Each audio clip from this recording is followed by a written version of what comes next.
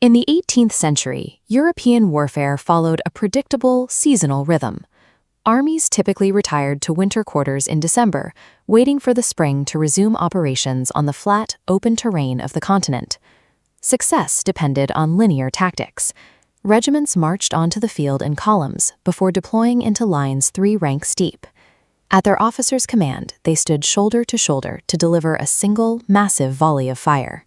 Rigid discipline was required because the standard smooth-bore musket was mechanically incapable of precision. Without rifling to stabilize the bullet, individual aimed fire was ineffective. The only way to achieve results was through the volume of a collective discharge. Defense was equally regimented, relying on the geometric principles of Marshal Vauban. His star-shaped fortresses used thick earthen walls and protruding bastions to ensure that every angle of the perimeter was covered by mutually supporting artillery fire. These angled walls were designed to absorb the shock of cannonballs rather than shatter. The complexity of these defenses made a direct frontal assault nearly impossible, forcing attackers into a slow, highly technical siege process. This system created a professional officer class that viewed war as a predictable science of geometry and drill. It was a methodology optimized for the plains of Europe, leaving commanders unprepared for the landscape of the New World. North America lacked the open fields and developed road networks of Europe. Instead, the colonies were defined by dense forests and a lack of established supply magazines needed to sustain a traditional army on the march. Native American tribes adapted to this environment with a decentralized method of war. They avoided pitched battles, instead using the forest for cover and concealment, relying on stealth and a sudden ambush to negate the numerical advantages of their enemies. In 1755, the British government attempted to project traditional power into this wilderness. General Edward Braddock was dispatched with 2 regiments of regulars to capture the French stronghold at Fort Duquesne. To reach the fort, Braddock had to carve a road through the woods for his heavy wagons and artillery. As this map shows, his reliance on a slow-moving supply train and rigid column formations made his force a massive, vulnerable target. Near the Monongahela River, an inferior force of French and Native Americans attacked the column from the trees. Trained only to fight in open lines, the British found themselves trapped in a disordered mass, unable to see the enemy decimating their ranks. The British discipline held, but it was useless. The regulars attempted to rally in conventional formations, while the enemy fired from behind cover. The result was a disordered flight, leaving 2/3 of Braddock's officers dead or wounded. The defeat proved that the American continent rejected European doctrine. To control this landscape, a military had to find a middle ground, a hybrid identity combining professional structure with the flexibility of the frontier. 2 decades later, that frontier flexibility was put to the test at Lexington and Concord. Localized resistance to British policy escalated into open warfare as colonial militia fought the King's regulars. During the British retreat to Boston, colonial Minutemen utilized the lessons of the forest, firing from behind stone walls and trees. They inflicted heavy casualties by refusing to meet the British in a traditional line of battle. But the militia were local volunteers, not a professional army. While effective in short skirmishes, they lacked the logistics and sustained discipline required for a long-term conflict. Many simply went home once the immediate crisis passed. On June 14, 1775, the Continental Congress moved to fix this by creating the Continental Army. This was the first step in transforming a collection of regional volunteers into a professional national force. George Washington was tasked with turning these raw recruits into soldiers. He began the grueling process of instilling European-style drill and hierarchy, teaching men who valued individual independence how to function as a coordinated military machine. This reorganization faced constant logistical and cultural hurdles. Men identified with their specific colonies rather than a unified nation, and the army struggled to maintain enough supplies and consistent enlistments to keep a force in the field. Washington's goal was to create a new kind of professional, an American soldier who could navigate the forest with the skill of a scout, yet stand firm in a disciplined line of battle when the terrain opened up. This new hybrid army proved its worth by breaking the established rules of war. At Trenton, Washington ignored the tradition of retiring for the winter, launching a strike across the Delaware in late December to catch the enemy by surprise. The British failure to adapt was highlighted at Saratoga.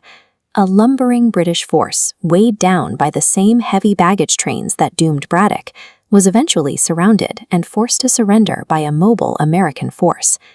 The final proof of this military evolution came in 1781 at the Siege of Yorktown. To trap General Cornwallis, the Americans and French executed a flawless, technical siege. They dug parallel trenches and positioned heavy artillery with the same geometric precision once reserved for the elite armies of Europe. By the time they reached Yorktown, the Continental Army had been transformed.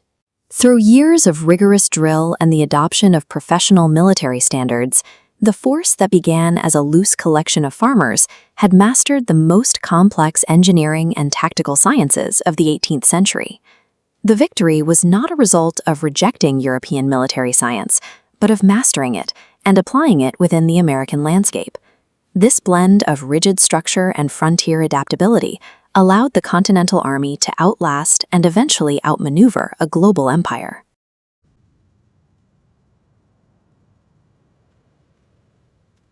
In 1783, the United States won its independence, but viewed its military with deep suspicion.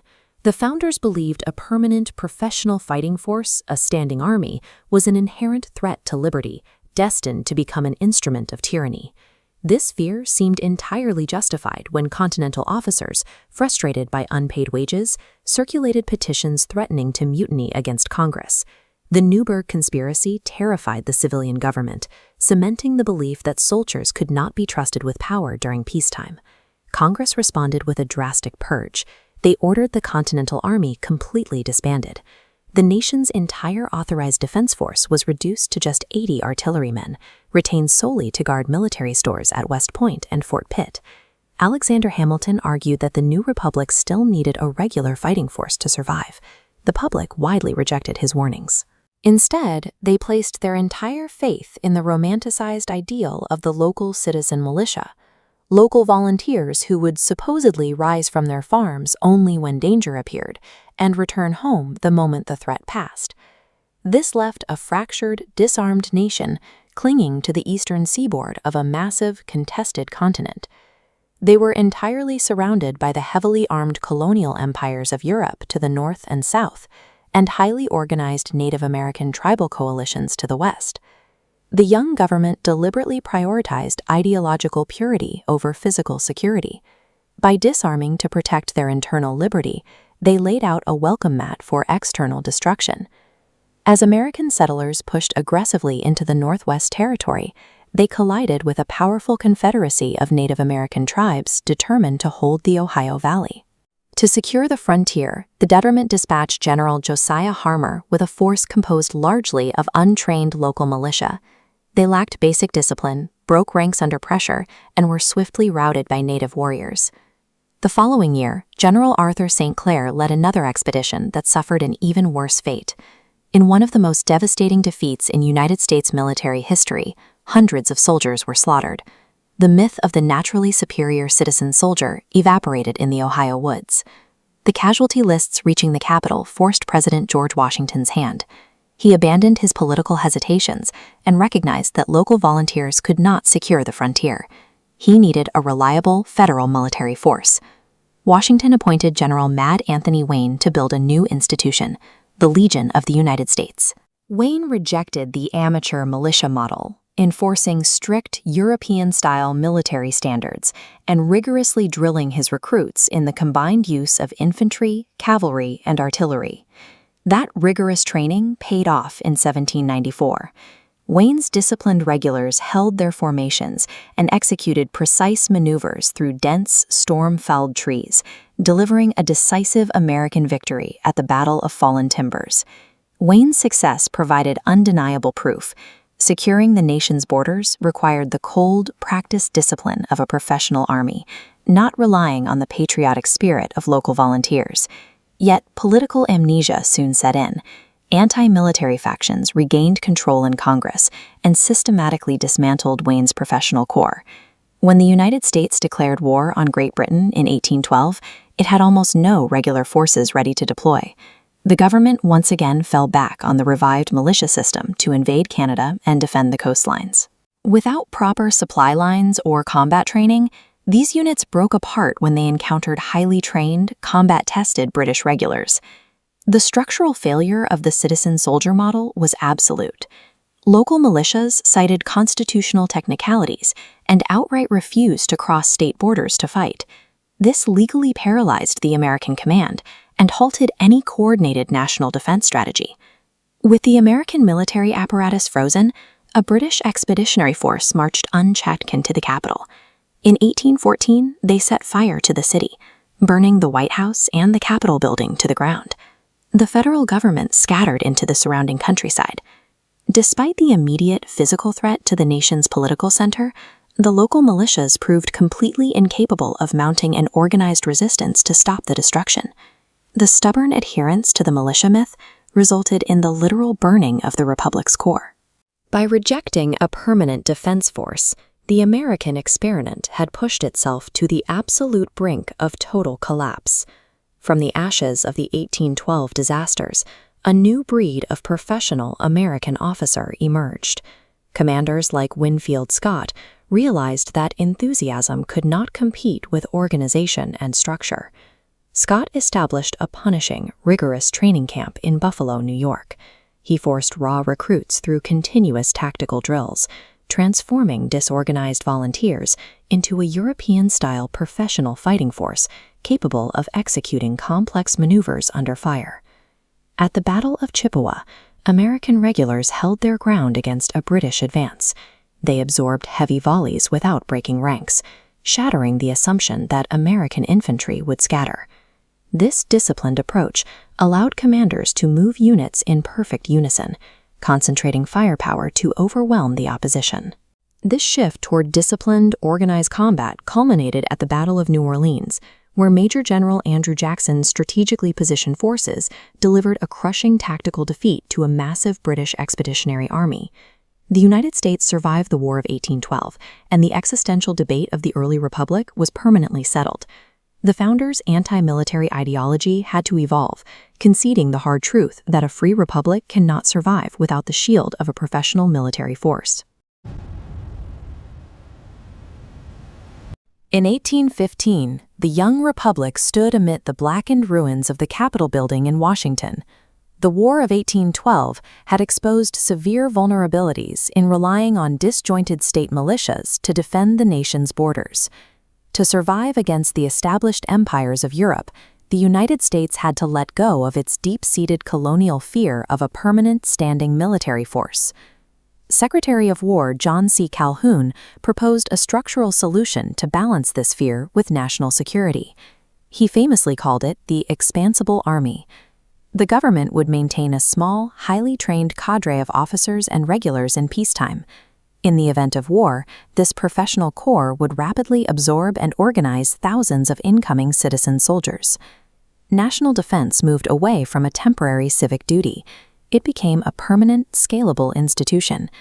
To lead this force, the Army needed professional officers. Under Superintendent Sylvatus Thayer, a struggling post in New York called West Point became the premier school for engineering and advanced military science. Cadets stepped away from basic musket drills. They studied calculus, designed fortifications, and learned the formal, geometric science of European warfare. This rigorous academic and disciplinary environment forged a unified officer corps, bound by strict standards and technical expertise. Yet a question lingered over the academy. How would these pristine, textbook engineering theories hold up against the chaotic, unpredictable reality of actual combat? The answer arrived in the suffocating heat and dense swamps of Florida, with the outbreak of the Second Seminole War. The Army deployed with a grim objective, forcing the removal of the Seminole Indians from their ancestral homes to designated reservations farther west. In 1835, Major Dade marched 100 regulars through the interior. Concealed warriors opened fire, wiping out the command. The military sought to secure a massive territorial boundary across the southern peninsula, a region of thick forests and unexplored wetlands. The West Point textbook completely failed here. Officers trained for open-field European maneuvers were entirely unprepared for an asymmetric insurgency in the wilderness. Seminole leaders like Osceola capitalized on the swamp terrain. They utilized hit-and-run tactics to bleed and paralyze larger, slower American columns. The conventional supply system collapsed. For officers on the ground, simply feeding their troops became harder than locating the enemy. Unable to secure a conventional victory, commanders like Zachary Taylor and William Worth adapted. They abandoned traditional tactics in favor of ruthless search-and-destroy campaigns. Troops operated deep into the summer heat, systematically burning out food supplies, destroying dwellings, and leaving the native population with nothing to survive on. Over 6 years, the conflict consumed the lives of 1,600 soldiers, required tens of thousands of deployments, and cost the government $30 million, all to relocate a few thousand people. The campaign in the Everglades proved that engineering WASAC had its limits. Securing the continent required a shift toward the calculated use of total attrition. The focus of the military soon shifted westward and southward to the Mexican-American War. Here, the United States finally faced a massive European-style state military. The crisis triggered Calhoun's expansible army theory. The Corps of Professional Regulars successfully integrated thousands of short-term volunteer citizen soldiers into a cohesive fighting force. At the Battle of Buena Vista, General Zachary Taylor set up an aggressive mobile defense against a Mexican army 3 times their size.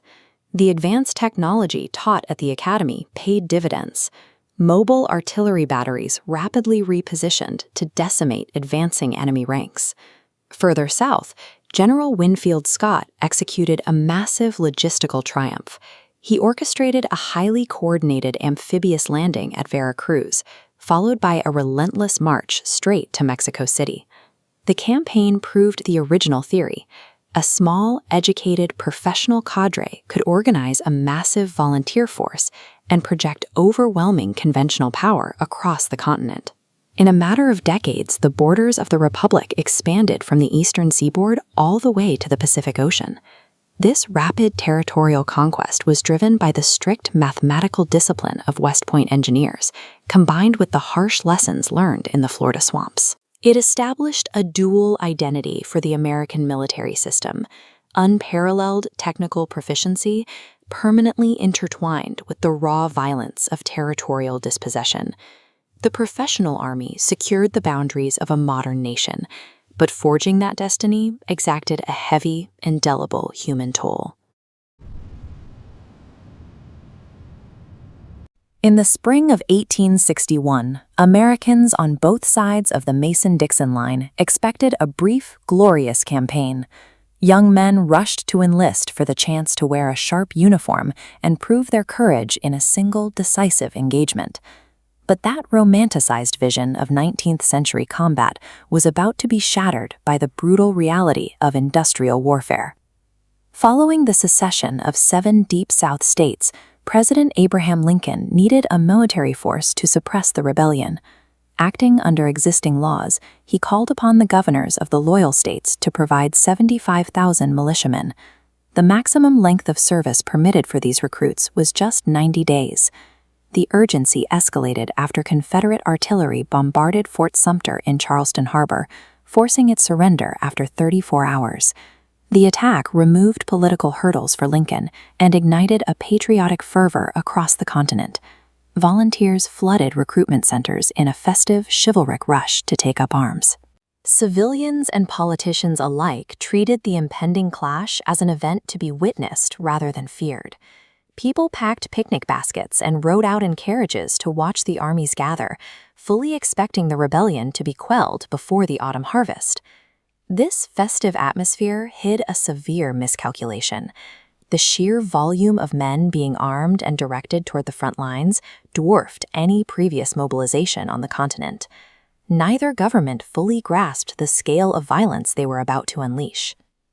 This map shows the positions at First Bull Run, where the largest army assembled in North America up to that point advanced out of Washington. You can see the heavy blue arrows indicating the Union's 35,000 men moving cautiously southwest toward the Confederate lines at Manassas, progressing only 5 miles in a single day. While the Union Army marched slowly overland, the Confederates utilized modern transportation. Following the red dashed line from the Shenandoah Valley, General Joseph E. Johnston loaded his infantry brigades onto the Manassas Gap Railroad. They covered 57 miles in 25 hours, reinforcing the front line precisely when needed. When the battle joined, the raw Union troops struggled with coordination. Instead of massing their forces, regiments moved forward in cautious, piecemeal fashion, launching uncoordinated frontal assaults against the Confederate defensive lines. These linear formations were standard practice, but they were now marching into the fire of modern technology. Both sides were fielding rifled artillery and muskets, which featured grooved barrels that spun the projectile, offering more than double the effective range and accuracy of older smoothbore weapons. Stripped of their artillery support and faltering under accurate fire, the Union lines lost cohesion. The retreat quickly devolved into a chaotic scramble back toward Washington, with terrified soldiers crowding the roads alongside the civilian spectators who had come out to watch the fight.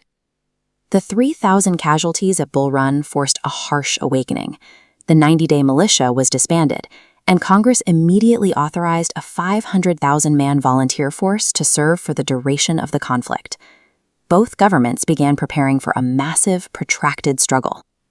While the armies in Virginia fought over a few dozen miles, the Western theater stretched for over 500 miles from the Appalachian Mountains to the borders of Kansas. Winter roads here were virtually impassable, making the expansive river systems the only viable routes for moving troops and supplies on a massive scale. Operating in this vast region, Brigadier General Ulysses S. Grant proposed an expedition to strike deep into Confederate territory. To achieve this, he relied on a joint operation, coordinating his army with the rivercraft of the U.S. Navy. Grant moved his troops against Forts Henry and Donelson, supported directly by a fleet of armored gunboats.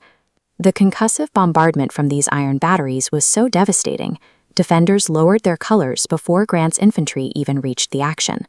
At Fort Donelson, Grant surrounded the garrison and accepted no terms other than immediate and unconditional surrender, capturing 48 pieces of artillery, 20,000 stands of arms, and up to 15,000 Confederate prisoners, dealing a severe blow to Southern defenses in the West. This map of Shiloh shows the sudden Confederate response. A 40,000-man army marched out of Corinth, their red lines achieving near-total surprise against Grant's unfortified camps. Union regiments rallied at the Hornet's Nest, but command broke down as they retreated to Pittsburgh Landing. Grant eventually counterattacked and regained the lost ground, but the human toll was staggering. Over a few days of fighting, the two armies suffered a combined 24,000 casualties, making Shiloh the bloodiest battle fought in North America up to that time. Shiloh demonstrated a very grim mathematical reality: the ability to use steamboats and railroads to quickly mass tens of thousands of men, when directed by officers still struggling to command such massive formations, guaranteed a drastic rise in mass slaughter. Back in the Eastern Theater, the pace was entirely different.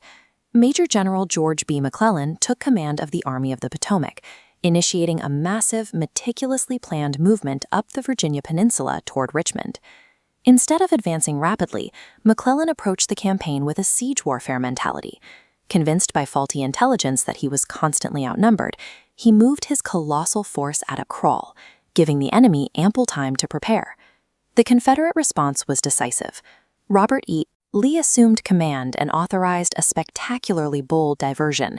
He ordered Stonewall Jackson into the Shenandoah Valley to threaten Washington, forcing the Union to withhold reinforcements from McClellan.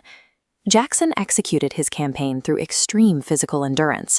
His men became known as foot cavalry for their ability to execute grueling forced marches, using the mountain geography as a shield to appear unexpectedly, outmaneuvering and defeating multiple larger Union forces in rapid succession.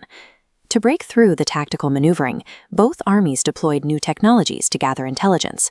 Federal troops inflated massive observation balloons to spot Confederate positions from the sky, hoping to gain a strategic advantage over the difficult terrain.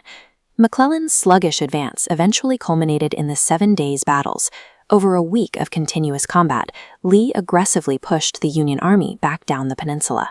The engagements resulted in 36,000 combined casualties, with no decisive strategic victory for the North. The Eastern commanders proved highly capable of operational deception and rapid maneuver. Yet, on the field, the reliance on linear, frontal assaults against entrenched infantry wielding rifled muskets simply fed more men into the meat grinder.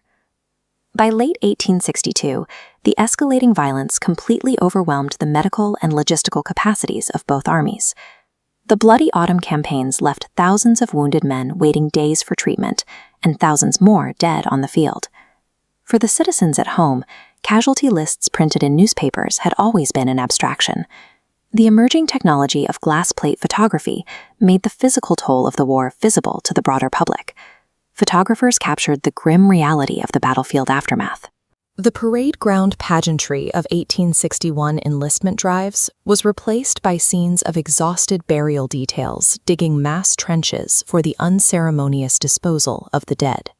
Exhibitions of these stark, unflinching photographs brought the unvarnished horror of industrial combat directly into the parlors and galleries of northern cities. Citizens were forced to look at the bloated, lifeless bodies of young men who had marched off to war just months earlier. This indisputable visual proof of mass slaughter stripped the conflict of its remaining glory. The public now understood exactly what the armies were doing to one another, eradicating the last illusions of a romantic, chivalric war.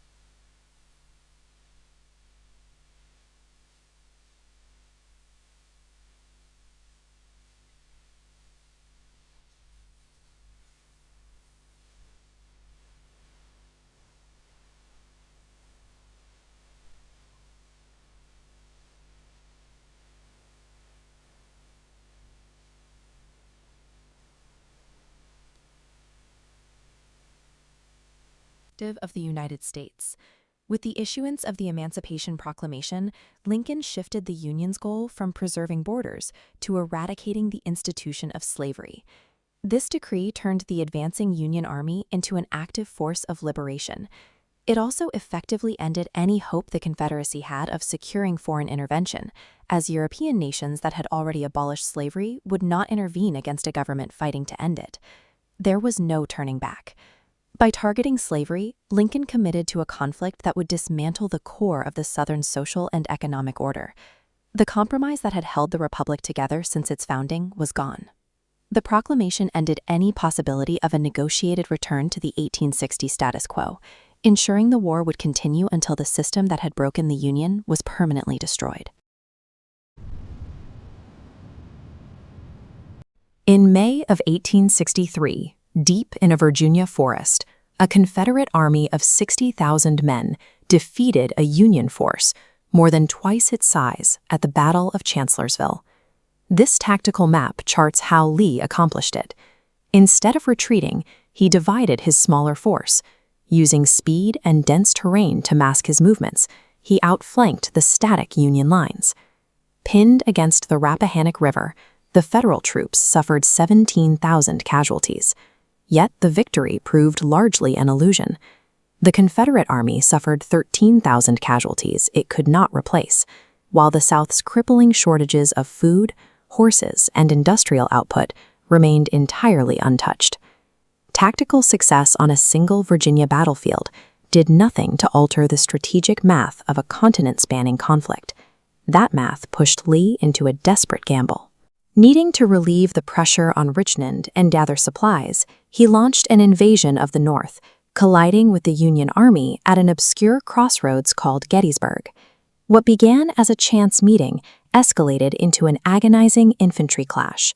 Over just 3 days of fighting, 43,500 Americans were killed, wounded, or captured. The Union forces held their ground and turned the invasion back. But because the Federal pursuit was battered and disjointed, Lee's army slipped back across the Potomac.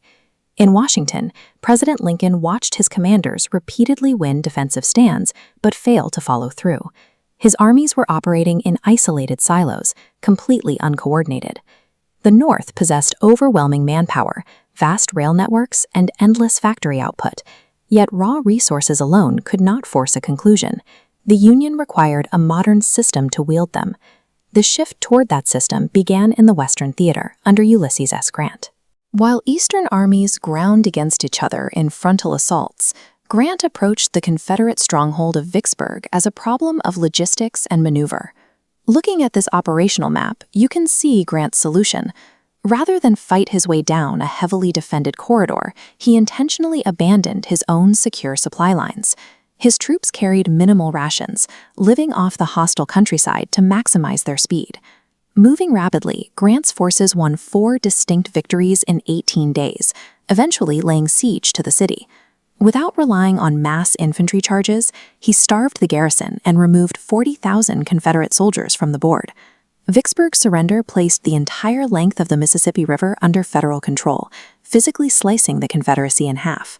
Grant proved that manipulating geography and supply lines could break an enemy army more decisively than traditional battlefield tactics.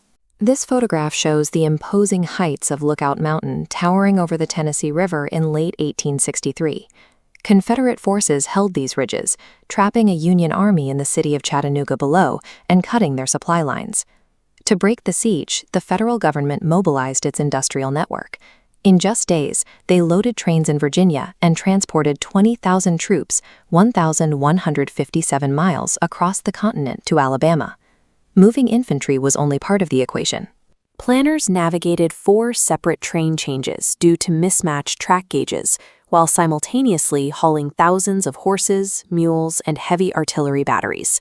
Upon arrival, those troops secured a new overland route, bypassing the Confederate strongpoints. As seen in these transport wagons, the newly opened Cracker Line poured a steady stream of food and equipment into the city. By leveraging national infrastructure to solve local military crises, Grant broke the siege and secured eastern Tennessee. Recognizing this mastery of scale, Lincoln promoted him to General-in-Chief of all Union armies. The Union was now deploying a synchronized industrial machine that the South lacked the capacity to match. Taking command in 1864, Grant designed a strategy that looked at the map as a single connected board. He ordered 4 federal armies to advance simultaneously across the continent, preventing the Confederacy from shuffling troops to defend isolated points. Grant himself took charge of the main thrust in Virginia. His objective was no longer capturing the Confederate capital of Richmond. His sole target was the destruction of Robert E. Lee's army. Tracing the blue pursuit lines on this campaign map reveals a brutal reality. Over 44 continuous days, Grant engaged Lee from the wilderness straight down to the fortified outskirts of Petersburg. By forcing Lee into position warfare within these vast trench networks, Grant stripped his opponent of his greatest weapon, the ability to maneuver in open terrain. Pinned down in a static defense, Lee's tactical skills were rendered irrelevant.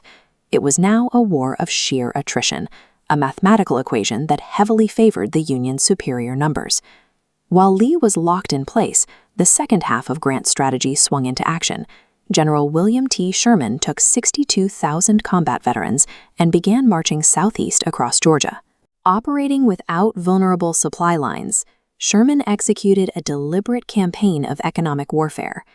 His targets were the farms, storehouses, and civilian infrastructure that allowed the Confederate military to function. The aftermath is visible in this photograph of Hood's ordnance train. Union forces systematically dismantled the Southern rail network, physically tearing up and destroying 205 miles of critical tracks. By devastating the agricultural interior, Sherman shattered both the logistical backbone and the psychological endurance of the rebellion. In April of 1865, the Confederate lines at Petersburg finally broke. Lee abandoned Richmond and raced west, desperately trying to link up with remaining Southern forces. Union cavalry and infantry pursued relentlessly, cutting off every escape route. Exhausted, out of rations, and surrounded by a vast Federal force, Lee's men were trapped. The surrender at Appomattox Courthouse was not a sudden failure of resolve. It was the physical collapse of an agrarian system that had been outproduced, outmaneuvered, and meticulously dismantled. The Civil War left the era of isolated tactical glory behind. It forced the United States to forge a new model of military power, one defined by continental logistics, industrial scale, and the devastating mechanics of total war. In 1865, the United States possessed one of the largest, most battle-hardened military forces on the planet. But within months of the Civil War's end, that massive apparatus evaporated. Volunteer regiments disbanded, and the regular army shrank back to a fraction of its wartime size. What remained was relegated to constabulary duty. Small detachments of infantry and cavalry were scattered across hundreds of remote, monotonous outposts in the American West. They spent their days surveying roads, protecting pioneer settlements, and enduring intense physical isolation. The government tasked this fractured force with confining indigenous tribes to designated reservations. The resulting Indian Wars were a series of grueling, decentralized campaigns against highly mobile, expert horsemen on terrain they knew intimately. Operating in isolated groups bred camaraderie, but also dangerous complacency. At Fort Phil Kearny in 1866, Captain William Fetterman boasted he could ride through the entire Sioux Nation with 80 men. Ignoring direct orders, he led his detachment over a ridge and into a massive, carefully orchestrated ambush. Fetterman and every man in his command were killed.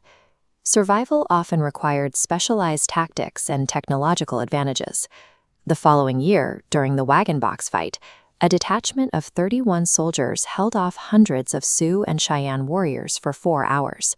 By sheltering behind wagon boxes, using new breech-loading Springfield rifles, maintaining a continuous rate of fire, keeping the attackers at bay. Yet the underlying issues of poor tactical mobility and institutional arrogance remained. Those flaws peaked a decade later, when Lieutenant Colonel George A. Custer, dividing his command without adequate intelligence, was annihilated at the Little Bighorn.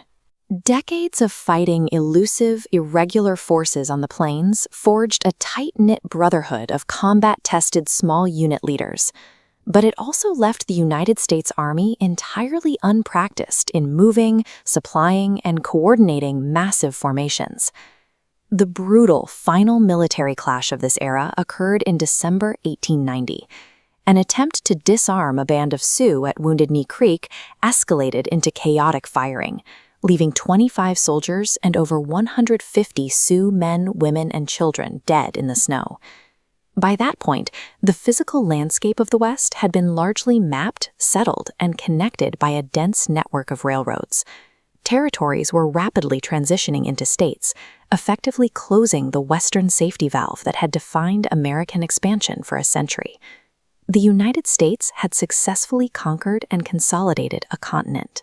Yet its military apparatus remained structurally trapped in the past, a lightly armed police force, completely disconnected from the massive, industrialized armies rapidly assembling in Europe and Asia. The declaration of war against Spain in 1898 violently pulled the nation out of its domestic focus. Driven by public pressure to intervene in Cuba, the government ordered the army to mobilize for an overseas campaign. The attempt to concentrate and embark forces at Tampa, Florida, exposed a complete absence of logistical infrastructure. Transport ships were severely limited. Railroads became hopelessly deadlocked. It took weeks just to load 17,000 men and their equipment onto vessels. The amphibious landing in Cuba was equally chaotic. Because civilian transport captains refused to sail close to shore, cavalry horses were simply pushed overboard to swim. Many drowned. Ashore, volunteer infantry regiments found themselves fighting with outdated black powder rifles that produced thick white smoke, instantly betraying their positions to Spanish gunners. Despite the logistical collapse, the campaign was salvaged by sheer tactical aggression. Elements of the Fifth Corps, including Theodore Roosevelt and his dismounted Rough Riders, pushed forward and stormed the Spanish trench defenses at Kettle and San Juan Hills, securing the heights overlooking Santiago. The public back home absorbed these victories through a new lens.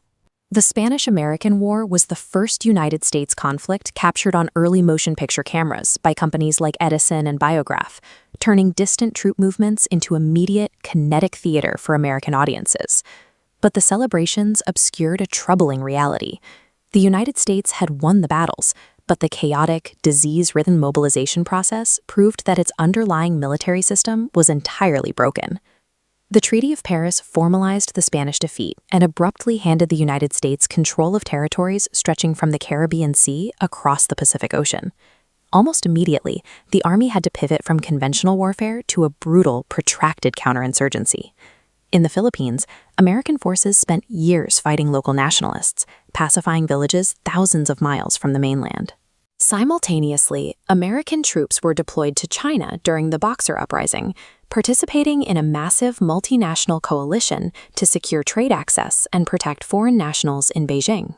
To connect and defend this sprawling two-ocean territory, the government secured a strip of land in Central America and tasked engineers with carving a navigable canal through the Panamanian Isthmus, cutting thousands of miles off naval transit times. Managing this global footprint required garrisoning troops in Alaska, Hawaii, China, and the Caribbean. The demands of administering an overseas empire stretched the old ad hoc, militia-based military structure beyond its limits, forcing a reckoning in Washington. Secretary of War Elihu Root recognized the disconnect. A former corporate lawyer, Root saw that the United States was trying to operate as a modern world power using an obsolete, fractured military bureaucracy. He began by breaking the decentralized power of the old, independent military bureau chiefs. For decades, the administrative departments and the commanding generals in the field had operated essentially as separate entities. Root consolidated them.